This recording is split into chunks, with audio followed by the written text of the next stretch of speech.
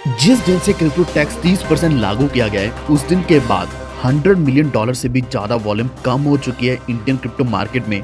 तो इसी टैक्स को देखकर बहुत से लोग क्रिप्टो करेंसीज में ट्रेडिंग छोड़ चुके हैं। वो क्रिप्टो करेंसी सेल करके पैसा अपने बैंक अकाउंट्स में ऑलरेडी ले चुके हैं।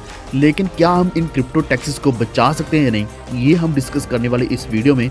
नमस्कार दोस्तों, मैं हूं अर्श वारुल, आपका स्वागत करता हूं वॉफ्टेड चैनल में। लेकिन अगर हमारे चैनल पे पहली बार आए हैं तो वॉफ्टेड चैनल को सब्सक्राइब करके बेल आइकन दबा लीजिए। बाकी अपडेट्स आपको हमारे टेलीग्राम के ऊपर मिलती रहेंगी। वॉफ्टेड ऑफिशियल सर्च कर सकते हैं या फिर आपको लिंक मिल जाएगा डिस्क्रिप्शन में। तो कौन सा कॉइन कब बाय करना है, कब सेल करना है, ये सारी जानकारी आपको वहीं टेलीग्राम के ऊपर मिलने वाली है। तो हम जानते हैं कि 31 मार्च को बहुत लोगों ने क्रिप्टो इंडस्ट्री को ही टोटली छोड़ दिया है और कुछ लोग ऐसे जिन्होंने होल्ड कर लिया है, कुछ ऐसी उम्मीद लगाकर कि हो सकता है कि आने वाले दिनों में क्रिप्टो टैक्स कम किया जा सकता है या एलिमिनेट किया जा सकता है या फिर अवॉइड किया जा सकता है, जो कि सच में पॉसिबल है। तो आज जितनी भी क्रिप्टो करेंसी एक्सचेंजेस हैं इंडिया की, उनके ऊपर 50% से भी कम वॉल्यूम हो चुके हैं। यानी कि अगर पहले 100 BTC का वॉल्यूम था वजीरेक्स के ऊपर, आज उसके ऊपर सिर्फ 50 BTC का वॉल्यूम रह चुका है। तो जितने भी हमारे क्रिप्टो के स्टेक होल्डर्स हैं, उनका कहना यही है कि ये जो टैक्स लगाया गया है ये बहुत ही शॉर्ट साइटेड है। यानी कि एक शॉर्ट टर्म में गवर्नमेंट पैसा कमाना चाहती है या फिर उनको किसी न किसी ने मिसगाइड कर दिया है, जिस कारण उन्होंने इतना गलत टैक्स लगा दिया है। तो पिछले कुछ दिनों में बुलरन भी चल रहा है मार्केट में, लेकिन फिर भी कोई इस चीज़ का फ़ायदा तक नहीं उठा पा रहा, क्योंकि निर्मला सीतारमण जी ने एक बहुत बड़ा टैक्स लगाया है।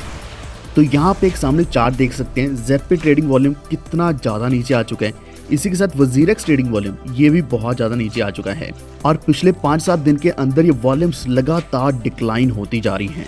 यही कारण है कि ये 50% से लेकर 75% तक का डिक्रीज आ चुका है कुछ एक्सचेंजेस के ऊपर। तो आपने क्रिप्टो टैक्सेस को अवॉइड कैसे करना है, कैसे पे करने से बचना है, वो डिस्कस करने से पहले हम ये जान लेते हैं कि क्या जो नया क्रिप्टो टैक्स लगाया गया है, जो लॉ लेके आए हैं, क्या इसको कोर्ट में चैलेंज किया जा सकता है या नहीं। क्योंकि TDS लागू होने में अभी कुछ ही टाइम बाकी है और TDS को कम करवाना हमारे लिए बहुत ज़्यादा ज़रूरी बन चुका है। जो बार बार TDS कटेगा हमारे हर एक ट्रांजैक्शन के ऊपर, वो और भी ज़्यादा भयंकर है अगर हम इसको कंपेयर करते हैं एक टैक्स से जो कि 30% फ्लैट है। लेकिन माना जा रहा है कि अभी तक हम सीधा सुप्रीम कोर्ट में नहीं जा सकते, बल्कि गवर्नमेंट के साथ ही कुछ ना कुछ रेगुलर बेसिस पर डिस्कशन करनी चाहिए, जिससे वो खुद ही इस टैक्स को कम कर दें। लेकिन जितनी भी क्रिप्टो करेंसी एक्सचेंजेस हैं, जो उनके CEOs एंड फाउंडर्स हैं, उनको ये स्टेप लेना बहुत ही ज़्यादा ज़रूरी है। इस TDS को देखते हुए बहुत से users already non KYC based platform जैसे कि ट्रस्ट वॉलेट या फिर बाकी जितने भी टैक्स हैं वहाँ ऑलरेडी शिफ्ट हो चुके हैं। वो सेंट्रलाइज एक्सचेंजेस को छोड़ चुके हैं, वहाँ से उन्होंने अपने पूरे वॉल्यूम्स जितने भी एसेट्स हैं वो निकाल लिए हैं, क्योंकि कोई नहीं चाहता कि उनके क्रिप्टो करेंसी की ट्रांजैक्शंस को या फिर जितने भी ट्रेड्स लगाए हैं उनको कोई ट्रैक करे, खासकर गवर्नमेंट ट्रैक करे, क्योंकि उसके ऊपर बहुत भारी एक्शंस लिए जा सकते हैं गवर्नमेंट के द्वारा।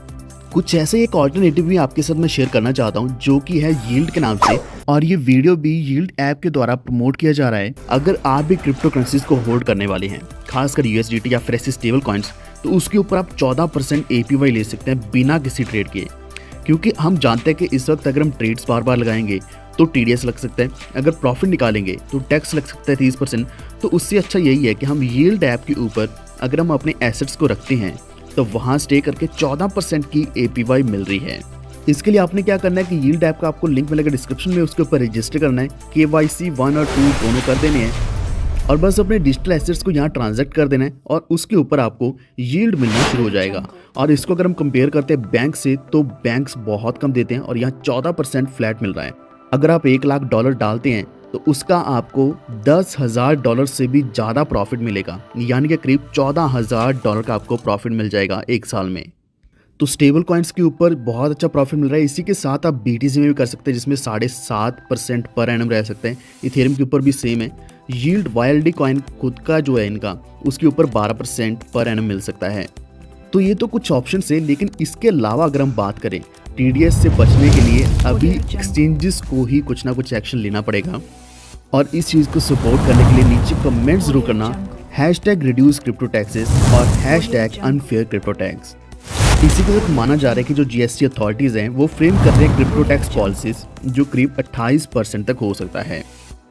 और ये 28% जनरली किसके ऊपर होता है, लग्जरी कार्स के ऊपर होता है, लग्जरी गुड के ऊपर होता है, स्पेकुलेटिव एक्टिविटीज़ के ऊपर होता है, जैसे कि बैटिंग, गैम्बलिंग, हॉर्स रेसिंग, लेकिन क्या हम इस टैक्स को अवॉइड कर सकते हैं या फिर हमें क्या ये पे करना ही पड़ेगा? क्योंकि जनरली हमें जो सुनने में आ रहा है कि हम डिसेंट्रलाइज एक्सचेंज यूज़ करते हैं या फिर P2P मार्केट यूज़ करते हैं, तो कोई भी ट्रैक नहीं कर सकता कि हमारी जो ट्रांजैक्शन आई है ये क्रिप्टो की आई है या फिर किसी और चीज़ की आई है। और P2P ही इस वक्त सबसे बड़ा लूप है जिसके ऊपर गवर्नमेंट ने काम भी नहीं किया और कर भी नहीं सकती। तो एक्सचेंज के लिए आप पैनकेकस्वैप, यूनिस्वैप यूज़ कर सकते हैं, इस तरीके के डेक्स यूज़ कर सकते हैं। और अगर आप ट्रांजैक्शंस करना चाहते हैं, INR अपने बैंक में लेना चाहते हैं, तो आप P2P यूज़ कर सकते हैं, यानी कि peer to peer direct person to person transaction होगी आपके बैंक से उनके बैंक में। यहाँ क्रिप्टो एक्सचेंज इन्वॉल्व ही नहीं रहेगा, यानी कि क्रिप्टो एक्सचेंज का अकाउंट भी नहीं आएगा और कुछ भी नहीं दिखने वाला। बस इतना है कि आपने KYC किया हुआ है, अगर गवर्नमेंट चाहे तो आपका पूरा डाटा कभी भी निकाल सकती है। और गवर्नमेंट इस वक्त ये नहीं समझ रही है कि ये उनके लिए एक बहुत बड़ा लूप होल है। उनको नहीं पता कि डिसेंट्रलाइज प्रोटोकॉल ईजीएस्ट और free swap and sell cryptocurrencies का ऑप्शन देता है। लेकिन ये कभी मत सोचना कि आपने प्रॉफिट निकाला, बैंक अकाउंट में निकाला और गवर्नमेंट को नहीं पता चलेगा, या फिर इंडिया का जो टैक्स डिपार्टमेंट है, फाइनेंशियल इंटेलिजेंस है, जितनी भी फोर्समेंट एजेंसीज हैं उनको नहीं पता चलेगा। तो ऐसा कुछ भी नहीं है, उनके पास हर एक इन्फॉर्मेशन जा सकती है।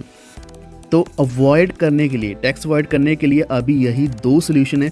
लेकिन मेरा मानना है कि हम अवॉइड भी इसलिए कर रहे हैं क्योंकि अभी जो टैक्सेस हैं बहुत ज़्यादा हैं। अगर इनको एक बिल्कुल सही दिशा दे दी जाती है, अगर इनका एक सही फिगर बन जाता है, एक नॉमिनल से टैक्सेस रहते हैं, तो हर एक ट्रेडर, हर एक इन्वेस्टर्स खुश होकर टैक्स देने वाला है। तो ये मेरा मानना है, लेकिन आपकी क्या राय है कृपया नीचे कमेंट करके ज़रूर बताना। और नेक्स्ट वीडियो में कुछ कॉइन्स कवर करने वाला हूँ और कुछ लेटेस्ट अपडेट्स कवर करने वाला हूँ कि क्यों मार्केट इस वक्त डंप हो चुकी है।